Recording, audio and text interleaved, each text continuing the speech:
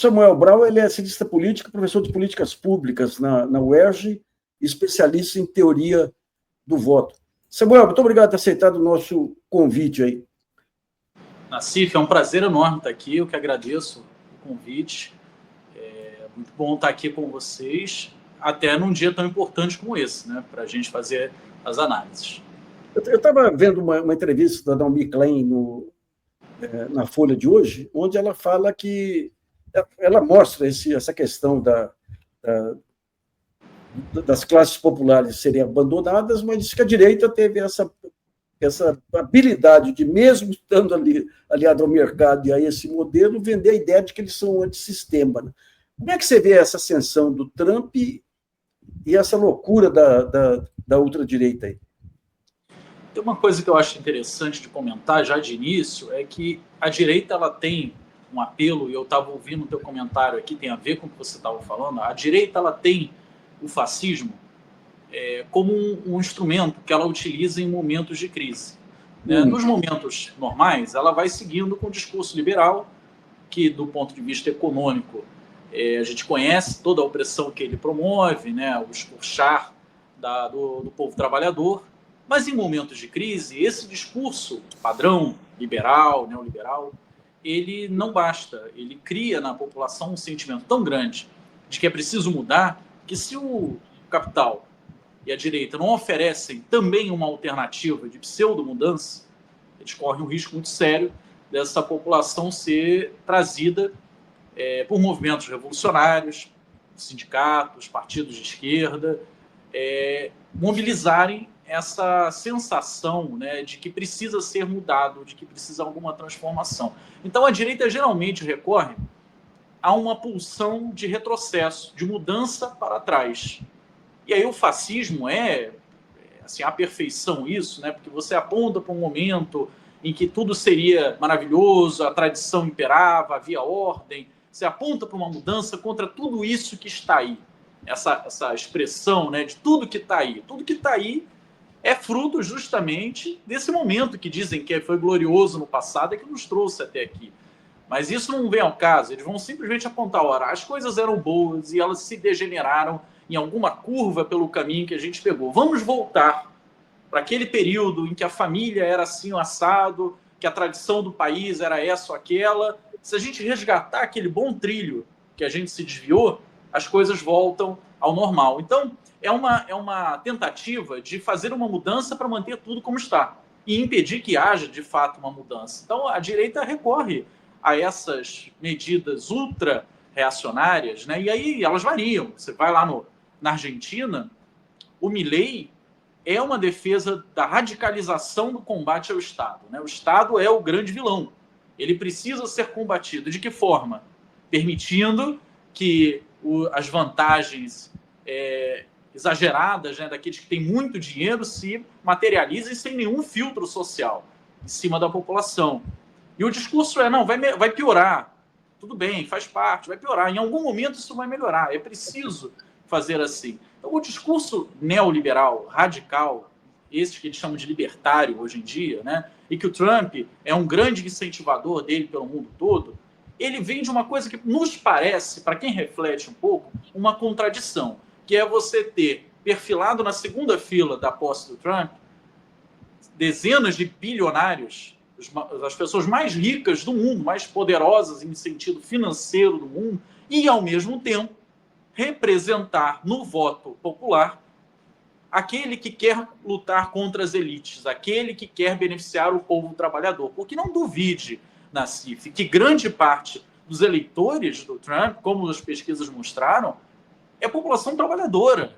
Não é a elite dos Estados Unidos que votou no Trump. E, pelo contrário, muitos dos imigrantes que agora serão perseguidos pelo Trump, muitos da população negra, da população mais pobre, votaram no Trump justamente porque ele consegue representar para esses essa mudança em busca de algo que nós perdemos em algum momento. Então nós vamos resgatá-la através da ordem, através dos valores que nós nos distanciamos, e nunca através de mudanças sociais efetivas, concretas, estruturais, que é o que a esquerda costuma propor.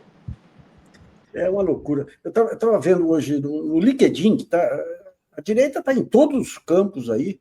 Eles põem uma cena de um estudante reagindo contra um professor. Isso é resultado das políticas de inclusão do governo. É inacreditável. E daí, deixa eu te mostrar uma coisa chocante aqui, para você ver quem que é o admirador do Trump. 20 de janeiro de 2025, consulado americano, centro da cidade, celebração da posse do presidente Donald Trump.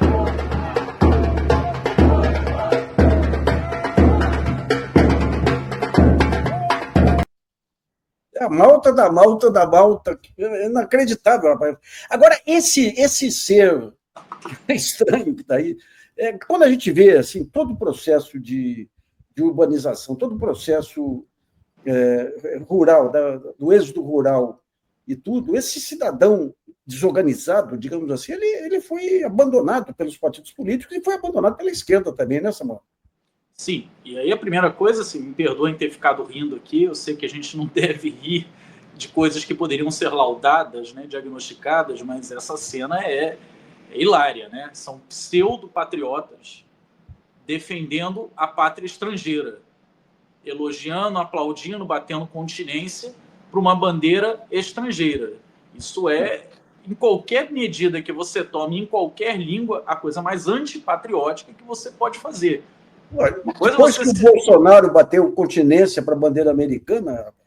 Então você vê que a contradição está nisso também, né? Os caras dizem que são patriotas, inclusive era o nome do partido que o Bolsonaro queria usar quase antes da eleição, né?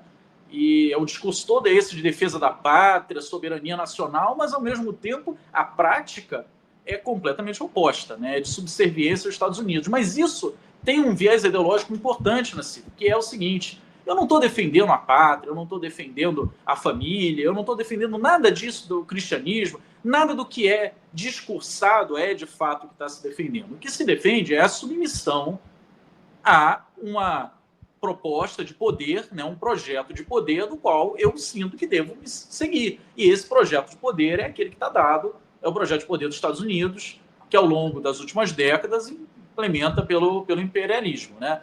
Mas a tua pergunta é interessante porque a gente vê que a esquerda não consegue comunicar, e isso é o curioso, como que nós vemos a contradição no discurso da direita, mas ela tem apelo imediato. E já o nosso discurso, que é abertamente em defesa do trabalhador, em defesa de maior salário, de combate à desigualdade, ou seja, ele é claro, ele não é contraditório, e ele não penetra.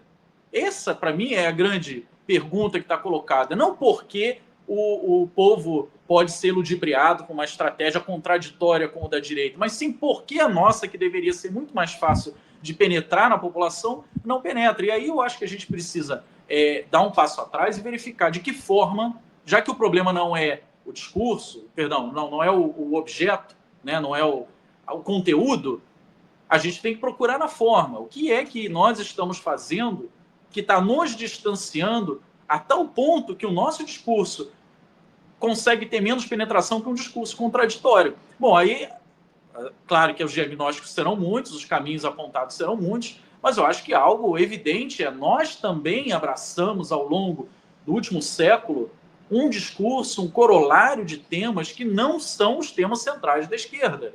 Nós ficamos embebidos de um moralismo puramente liberal, no qual todas as nossas grandes temáticas para tentar abordar a população partem desses pressupostos liberais e aí tangenciam os assuntos que esses sim são importantes, que é da vida do povo trabalhador. Então a gente, para chegar para falar da escala 6x1, por exemplo, que foi uma grande surpresa, olha, a esquerda está falando de jornada de trabalho. Que descoberta, né? Que coisa inovadora que nós tivemos no final de 2024. Por quê? Porque nós nos perdemos fazendo tantas camadas, né, para tornar sutil o nosso acesso ao trabalhador, para tornar isso palatável às organizações que financiam, às ONGs internacionais. E eu não estou citando ONG aqui como espantalho, mas é todo o discurso da esquerda, de fato, de um bom tempo para cá. Ele primeiro se preocupa em parecer publicável no Jornal Nacional. Olha, não pode ser radical, hein? Não fala trabalhador, fala colaborador, que fica melhor. Não fala jornada de trabalho, fala período de dedicação, sabe? A gente fica fugindo das palavras, dos conteúdos de fato que nós queremos comunicar e adotando camadas e mais camadas de um verniz liberal que pode ficar muito bonito na academia, pode ficar muito bonito para publicar lá no jornal Globo, mas não fica nada inteligível. E eu morei em Campo Grande a minha vida inteira, é um bairro pobre do Rio de Janeiro, sabe, Nassif? E ali eu convivi com as pessoas que não conseguiam ver em nada dos discursos dos partidos de esquerda, do PT, do PDT, do PSB, que falasse diretamente a eles, como o Nicolas Ferreira, por exemplo, conseguiu falar ao final do ano, no começo do ano agora. Por quê? Porque nós tentamos, e eu mesmo já estou fazendo isso de certa forma aqui, porque a academia nos leva a isso, a gente fica cercando o assunto até chegar nele, num momento da sociedade em que a atenção dura 10 segundos. É um videozinho de 10 segundos. Se você não for direto no ponto, às vezes até extrapolando, e é essa acusação contra o Nicolas Ferreira, e é por isso que ele foi tão efetivo no vídeo dele. Porque ele extrapola, ele vai direto dizendo, estão pegando o teu dinheiro.